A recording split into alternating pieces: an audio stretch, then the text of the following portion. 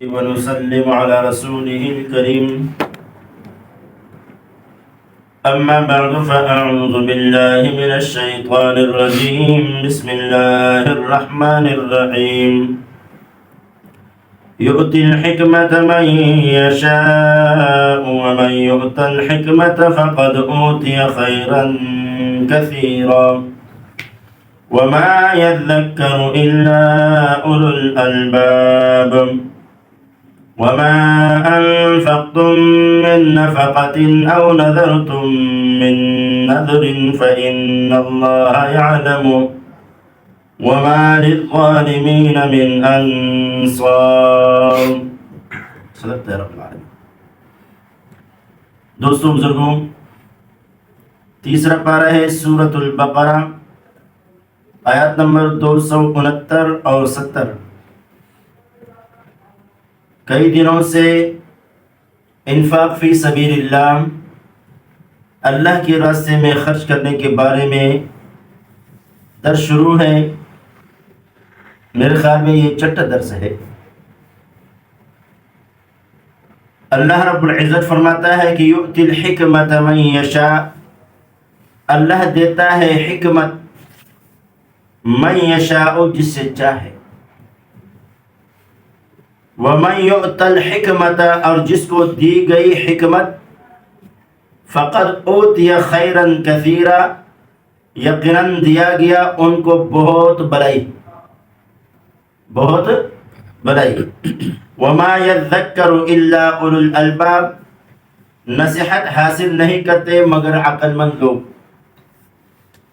تو یہاں حکمت سے مراد کیا ہے؟ حکمت کے بارے کہ اللہ رب العزت حکمت دیتا ہے جس سے چاہتا ہے. مفسرین نے اس حکمت کے کئی معنی کی ہیں. تفسیر بحر محیط والے نے تقریباً 30 معنی کی ہیں، اور ان سب کا خلاصہ اور نچوڑ یہی ہے کہ حکمت سے مراد قرآن اور سنت کا علم ہے. قرآن کریم کا علم اور احادیث رسول اللہ صلی اللہ علیہ وسلم کا علم. کہ قرآن کریم کا یہ علم ہو کہ یہ آیات قرآن کریم کے اندر ناسخ اور منسوخ آیات کتنی ہیں، احکام والی آیات کتنے ہیں، محکم آیات کتنے ہیں، واقعات والے آیات کتنے ہیں. اور جب آیات سامنے آتی ہے تو وہ اس کو سمجھتا ہے کہ یہ احکام والی آیات میں سے ہے، یہ محکم والی آیات میں سے ہے، یہ متشابہات میں سے ہے. تو اللہ رب العزت فرماتا ہے جس کو حکمت دی گئی اس کو دیا گیا بہت بڑائی، بہت خیر دیا گیا. اور حدیث پاک کے اندر آتا ہے رسول کریم صلی اللہ علیہ وسلم نے فرمایا کہ من یرید اللہ بہ خیرا یفقہہ فی الدین،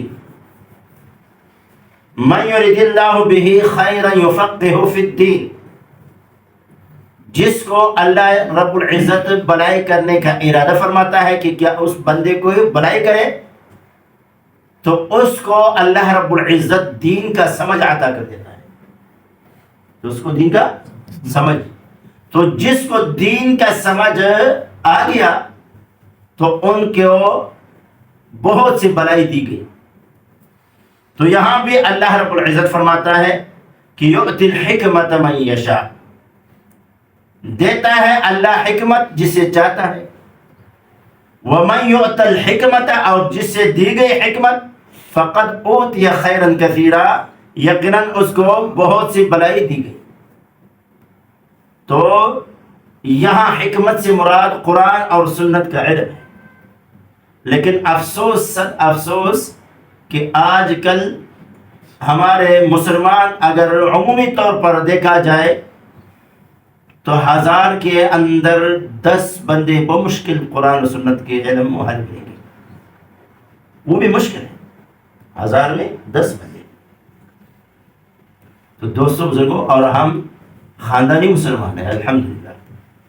لیکن خاندانی مسلمان ہے قرآن سے اتنا دور ہے. قرآن کو بس یہ جانتے ہیں یہ قرآن ہے، یہ قرآن ہے. میں کوئٹہ گیا تھا، ایک مولوی کے ساتھ ایک حافظ تھا، مولوی کے پیچھے لگا ہوا تھا. کسی کی تقریر سن کر کے ایک دو باتیں سیکھ کر کے پھر وہ مولوی کے اوپر اترا تھا. اس مولوی صاحب نے میری دعوت کی اور مجھے کہا کہ یہ حافظ جو ہے میرے سے یہ سوالات کرتے ہیں، ابھی مناظرے کرتے ہیں. کہیے حافظ ہے، قرآن ہے، اس بیچارے کو کیا آتا ہے؟ کہا وہ بہت بڑا فلانے مولانا کی فلانا مولانا کی تقریر سن کر کے اس کو یاد کرتے ہیں، پھر سے مناظرے کرتا ہے، چیلنج کرتا ہے. آئے گا آپ سے بھی سوالات کرے گا. میں کہا انشاءاللہ 2 منٹ بھی نہیں لگے گا اور آئندہ کرے گا بھی نہیں. میرے سے سوال کرے گا 2 منٹ بھی نہیں لگے گا اور آئندہ کرے گا بھی نہیں. اور آ کر کے ایسا اپنے عادت کے مطابق شروع ہو گیا. جب شروع ہو گیا میں نے کہا آپ کو علم ہے، آپ نے علم حاصل کیا؟ ہاں. میں کہا آپ کیا ہو؟ کہا میں قاری ہوں. کس چیز کی قاری؟ قرآن کی. میں نے کہا قرآن کو قرآن کیوں کہتے ہیں؟ یہ قرآن ہے نا. قرآن کے تو بہت سے نام ہیں، بصائر بھی ہے، ذکر بھی ہے، ہدایت بھی ہے، رحمت بھی ہے، شفا بھی ہے. اور اس نام سے یہ قرآن مشہور ہے. اس قرآن کو قرآن کیوں کہتے ہیں؟ خاموش ہو. آپ خالی قرآن ہے، قرآن کو قرآن کیوں کہتے ہیں؟ بس آگے بات نہیں. میں کیا خیال ہے علماء کے پیچھے نہ یہ بات بات ہو گیا. 1 2 4 سوالات سیکھ کر کے پھر اپنے آپ کو بڑا سمجھتے ہیں کہ میں مولوی بن گیا. تو قرآن اور سمجھ حدیث کا علم، قرآن اور حدیث کا علم اس مقصد کے لیے حاصل کرنا کہ لوگوں سے بحث مباحثہ کروں، لوگوں کو پنسا دوں، میں اپنی عزت والا ہے. یہ علم اس کو کوئی فائدہ نہیں دے گا، اس کے لیے کچھ بھی ثواب نہیں ہوگا. قرآن اور سنت کو حاصل کرنا ہے، اپنی زندگی میں لانا، اور تاکہ میں اس پر عمل کروں، عقیدہ اور عمل اس پر کر لوں اور اس کو دوسروں تک پہنچاؤں، تاکہ میرے لیے بھی یہ آخرت والی زندگی بہتر ہو جائے، اللہ اور اس کی رسول خوش ہو جائے اور ان کے لیے بھی ہو جائے. تو دوستوں بزرگوں، تو اللہ رب العزت فرماتے ہیں وَمَنْ يُؤْتَ الْحِكْمَةَ فَقَدْ أُوتِيَ خَيْرًا كَثِيرًا. جس کو دی گئی حکمت، یقیناً اس کو دیا گیا بہت بڑائی. تو وہ بہت بڑائی کیا ہے؟ رسول کریم صلی اللہ علیہ وسلم کی حدیث جسے آپ نے سنیا، مَنْ يُرِدِ اللَّهُ بِهِ خَيْرًا يُفَقِّهُ فِي الدِّينِ. جس کو اللہ رب العزت ارادہ فرماتا ہے جس کے لیے، تو اس خیر کا، تو اس کو دین کا سمجھ عطا کر دیتا ہے. کیا عطا کرتا ہے؟ دین کا سمجھ.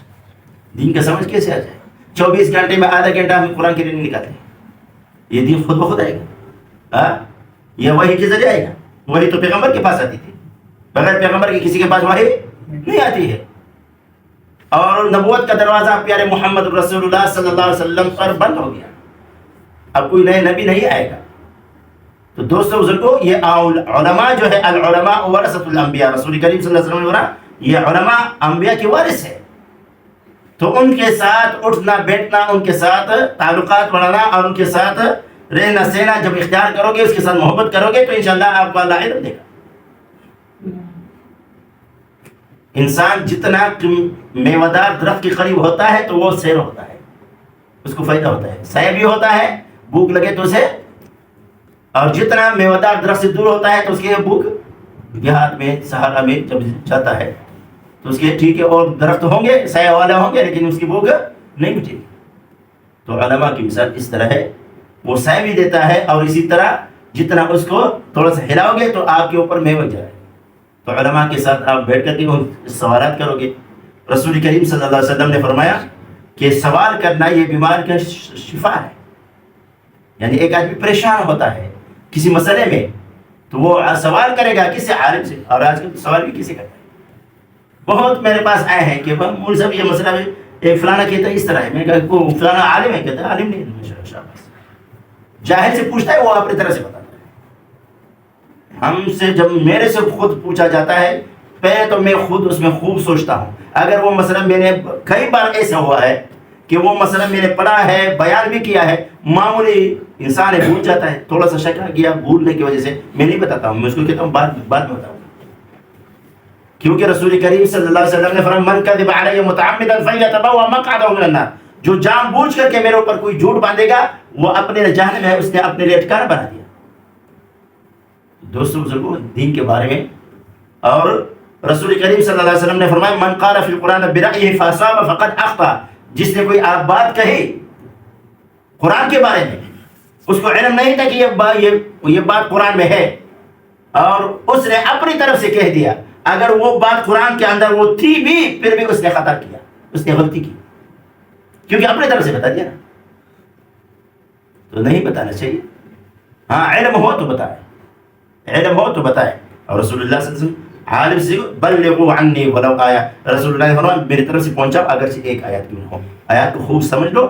اور حدیث میں رسول اللہ نے فرمایا کہ اللہ اس شخص کو تر و تازہ کرے جو میرے احادیث کو سنے گا اور اس کو سیکھے گا اور اس کے اوپر عمل کرے گا اور اس کی حفاظت کرے گا، اس کو دوسروں تک پہنچائے گا، ایسے شخص کو اللہ تر و تازہ کرے، رسول اللہ صلی اللہ علیہ وسلم۔ آگے اللہ فرماتے ہیں وما یذکر الا اولو الالباب، نصیحت حاصل نہیں کرتے، نصیحت کس سے حاصل ہوتی ہے؟ قرآن سے، حدیث رسول اللہ سے۔ اور آج کل لوگ مخلوق کی کتابوں میں نصیحت کو ڈھونڈتے ہیں۔ تو دوستوں بزرگوں، ھذا ذکر مبارک، یہ ذکر، یہ قرآن نصیحت ہے۔ انا نحن نزلنا الذکر، اللہ فرماتے ہیں ہم نے نازل کیا ذکر، تو وما یذکر، نصیحت حاصل نہیں کرتے، یعنی اس قرآن کو نہیں سیکھتے الا اولو الالباب، مگر عقل مند لوگ۔ قرآن کو کون سیکھتے ہیں؟ قرآن کے سننے کے لیے، قرآن کو سیکھنے کے لیے عقل مند ہی وہ لوگ سیکھتے ہیں، جو بے عقل ہے وہ قرآن سے دور ہوتے ہیں۔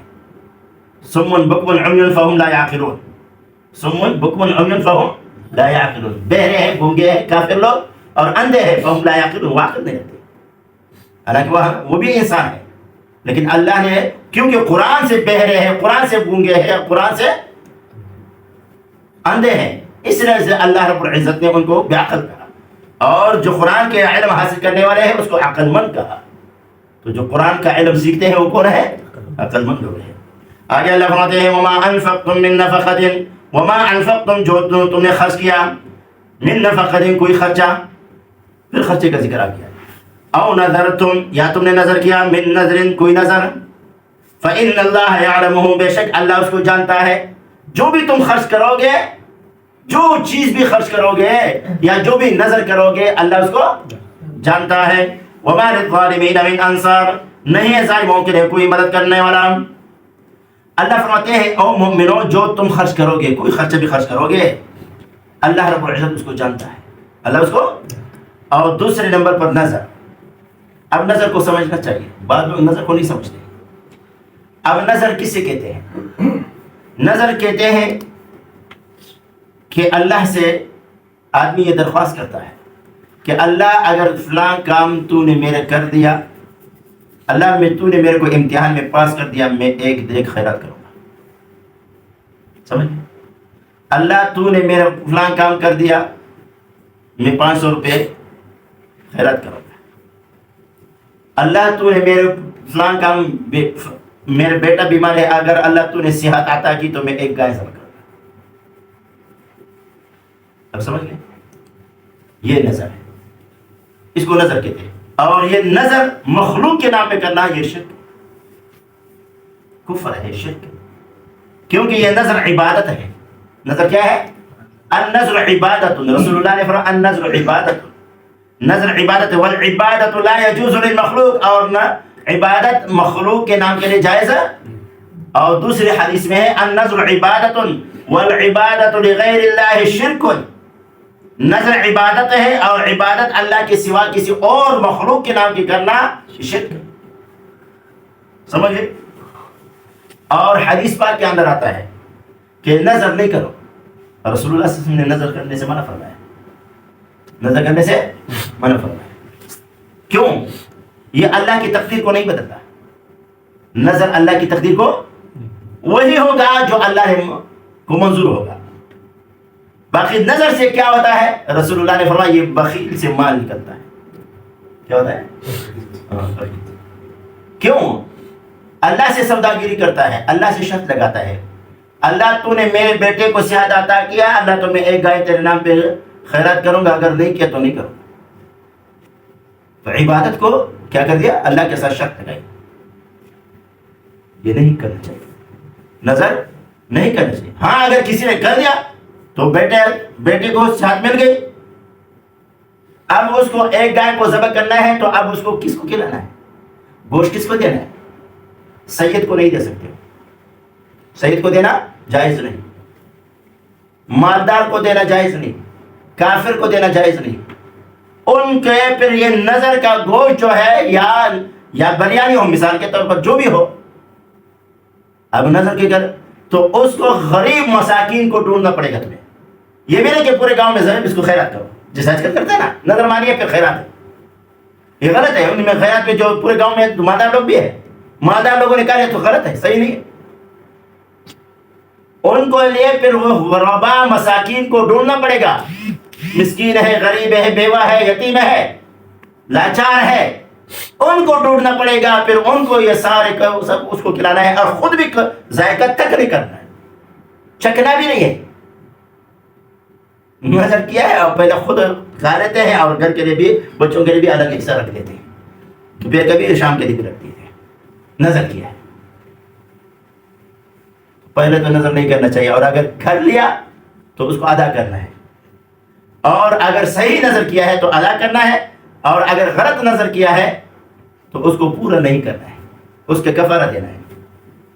مثال کے طور پر اللہ میرے بیٹا ہے، بیمار ہے، وہ صحت مند ہو گیا، میں قلندر کے نام پہ ایک بکری ذبح کروں گا، مثال کے طور پر قلندر کے نام پہ ایک بکری ذبح کروں گا، یا عبداللہ بابا کے نام پہ 2 دیگیں چڑھاؤں گا۔ اب یہ نظر پورا نہیں کرنا چاہیے، بلکہ کیا کرنا ہے، اس کو کفارہ دینا ہے، اور کفارہ اس کے نظر کا کفارہ جو ہے وہ قسم کا کفارہ ہے۔ نظر کا کفارہ کس کا ہے، اور قسم کا کفارہ میں نے تفصیل کے ساتھ بتا دیا ہے کیا کیا ہے، ساتھیوں کو یاد ہوگا، نہیں دو رہا ہوں۔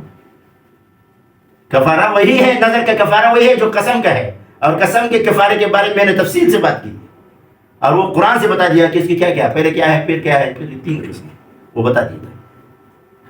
تو دوستوں بزرگوں، حدیث پاک کے اندر آتا ہے، رسول کریم صلی اللہ علیہ وسلم نے فرمایا کہ 2 بندے جا رہے تھے، راستے میں ایک بت تھا، اور ان 2 بندوں میں سے ایک بندہ ایک مکی کی وجہ سے جہنم چلا گیا، اور ایک بندہ مکی کی وجہ سے جنت چلا گیا۔ صحابہ حیران ہو گئے، ایک مکی کی وجہ سے۔ کہا کہ 2 بندے جا رہے تھے، راستے میں وہ منجاور کھڑے تھے، اور وہ کہتے تھے کہ جو بھی یہاں سے گزرتا کہ بھائی ہمارے خدا کے نام پہ، ہمارے بت کے نام پہ نذرانہ پیش کرو۔ تو ایک کو کہا کہ نذرانہ پیش کرو، اس نے کہا میرے پاس کچھ نہیں ہے۔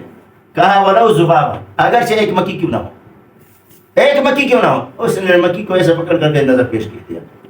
رسول کریم صلی اللہ علیہ وسلم نے فرمایا جب وہ مر گیا تو اس ایک مکی کی وجہ سے جہنم چلا گیا۔ کدھر؟ ایک مکی کی وجہ سے۔ اور جو دیگے چڑھاتے ہیں، دیگے نظر غیر اللہ کی دیتے ہیں، اور گائے دیتے ہیں، بکریاں دیتے ہیں، گوشت دیتے ہیں، ایک مکی کی وجہ سے جہنم چلا گیا، پیارے رسول اللہ صلی اللہ علیہ وسلم نے فرمایا۔ تو دوستوں بزرگوں، اور دوسرے کو کہا کہ تم پیش کر، اس نے کہا میرے پاس کچھ نہیں ہے۔ اس نے کہا اگرچہ ایک مکی کا ہونا ہو، اس نے کہا نہیں، مکی مخلوق ہے، اور جس کے نام پہ تو کہہ رہا ہے وہ بھی مخلوق ہے، اور نظر عبادت ہے، عبادت میں اللہ کے سوا کسی کے لیے نہیں کروں گا۔ کہا کہ ہم چھوڑیں گے نہیں، تجھے قتل کریں گے۔ اس نے کہا جو بھی کرنا ہے، میں اللہ کے سوا کسی کی مخلوق کی عبادت نہیں کروں گا۔ رسول کریم صلی اللہ علیہ وسلم نے فرمایا اس کے سر پہ آری چلائی، اور اس کے سر پہ آری چلائے، اس کو شہید کر دیا، اور جیسے شہید ہوتے ہی رسول اللہ نے فرمایا دخل الجنہ، جنت داخل۔